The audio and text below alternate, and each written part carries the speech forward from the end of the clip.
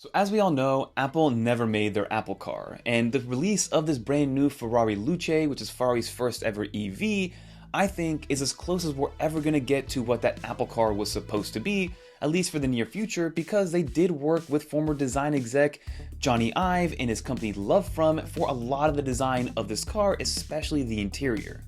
And just by looking at the interior, you can feel it everywhere. The buttons, the materials, the restraints, and how everything just kind of disappears between a hardware and software kind of marriage, and that's what was special about Jony Ive's design language. This to me looks like what somebody maybe in the 1950s would have dreamt up for the interior of a car over in 2050. And this Ferrari Luce answers one big question that we've all had, and which is what the Apple Car would have probably looked like to an extent.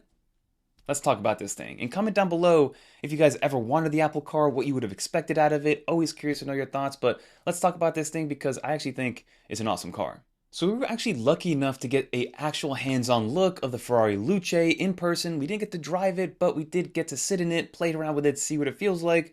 So leave that link down below if you guys want to check that out on Electric's channel, but I want to focus mostly on the design of the car and what Jony Ive really did to it, because honestly, after hearing his voice again for the first time in a while, I kind of miss Jony Ive in the Apple world because of everything that he brought from a design language standpoint. Yes, it wasn't all amazing hits, but for the most part, from a design standpoint, Apple has kept on to that design language and continued to move it forward, and it's really what separates Apple from a lot of the rest of the competition, at least from a hardware standpoint.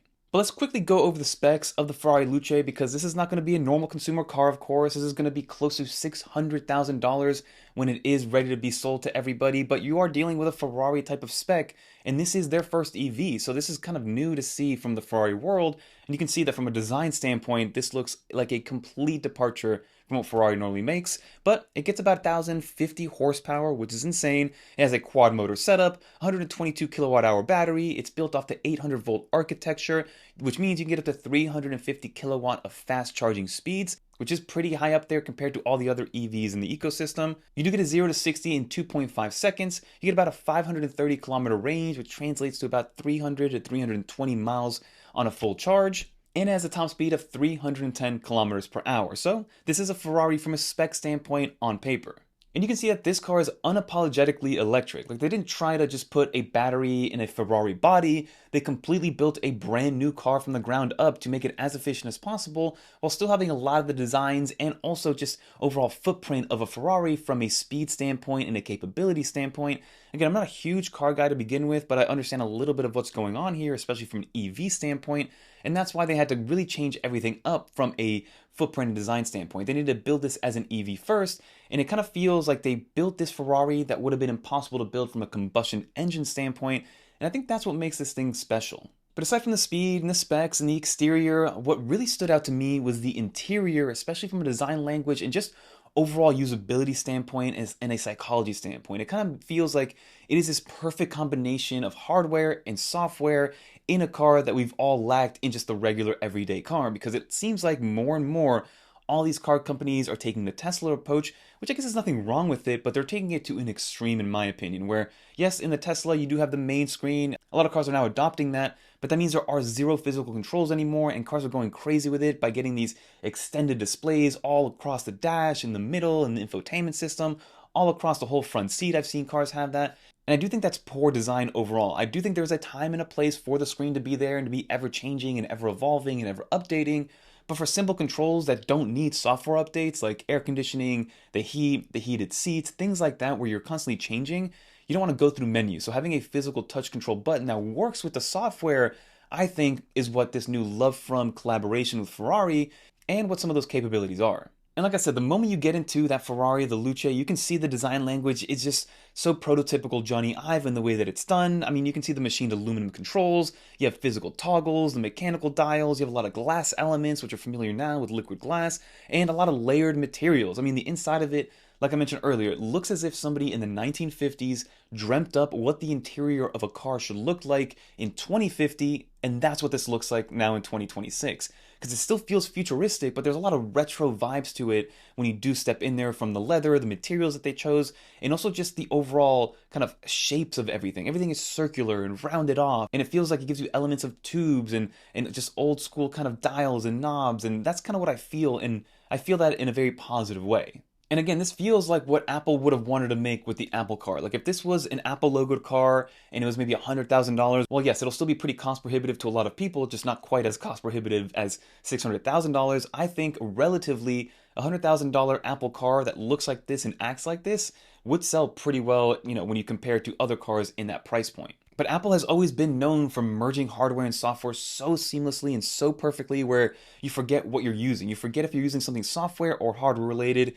Some great examples of this are, of course, the camera control button. While albeit the actual use case for camera control is not great, not a lot of people use it, but the way that they married the physical button with the touch-sensitive force touch, as well as being able to slide in between depending on how hard you're pressing on the button, absolutely magical. Just the application for the camera control hasn't been great.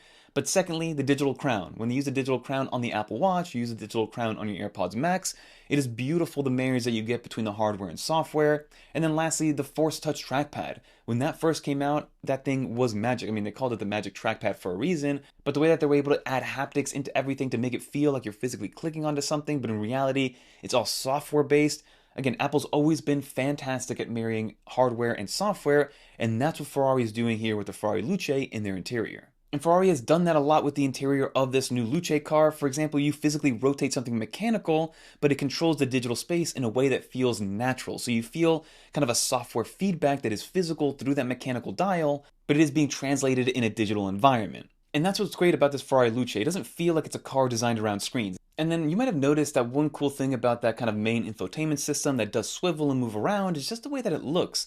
It looks very similar to what an Apple Watch kind of size is with Apple Watch complications on it. So again, they're marrying that hardware and software together and it looks so Apple-y. And I mean that in a fantastic way.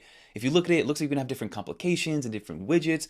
It almost looks like it could be the aspect ratio of an Apple Watch at that point. It's kind of like this small kind of square circle or squircle design, but kind of rectangular, where it's still kind of compact and small, but just enlarged enough to make sense.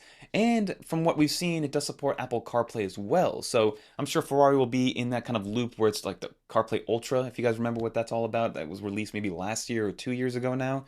But I'm sure it'll be in the UI or the support for Ferrari and their Luce. But I just know that it just feels so Apple. It feels literally like an Apple Watch enlarged with complications that you could probably download on your phone and then use through Ferrari's kind of OS or their ecosystem. It just goes to show you what the Apple Car could have been, and it's the biggest what if, in my opinion.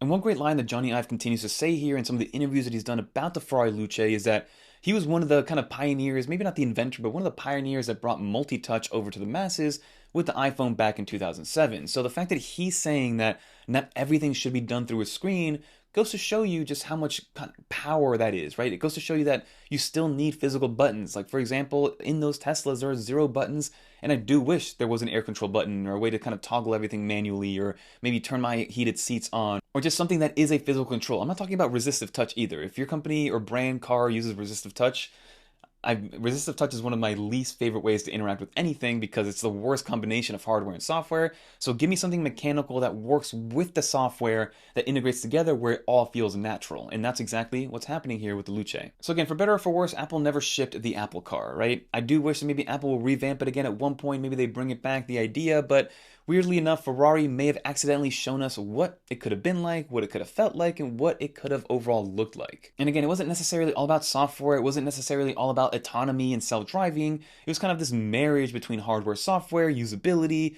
functionality, but then also pristine branding on the Ferrari side to kind of build this beautiful car. Yes, it looks different. Yes, it's going to be polarizing. It'll take a while for people to get used to it, but I actually think the design is pretty cool. And again, if it was in a $100,000 car or even less, I think this thing would sell a lot more than what people think it would, especially if it had an Apple logo attached to it. Let me know what you guys think about this new Ferrari Luce. I know, of course, not a lot of people are going to get their hands on it. I'm going to do my best to hopefully at one point test drive it if I possibly can. It'll be curious to know everybody's thoughts on this thing. If this was a kind of more normally priced car, again, I know $100,000 is an insane amount for a car still these days, but if it was kind of brought down to that level, do you think it would sell like hotcakes? Do you think if Apple literally just had this car but branded with the Apple logo, do you think it would work out well for them? And do you think it was a good idea for Apple to kill the Apple Car and just focus on Apple CarPlay, because that's kind of what they're kind of transitioning to moving forward? But always curious to know your thoughts. If you guys did make it to the end, leave a little dolphin. And let me know if you guys miss Jony Ive. I miss kind of seeing him in the Apple keynotes, talking in all that marketing material, just something so soothing about his voice. So shout out to him. But if you guys did make it to the end, like I said, leave a little dolphin. And if you want to watch more videos like this one, check out one of these right here. Until next time, I'm Fernando. Peace, everyone.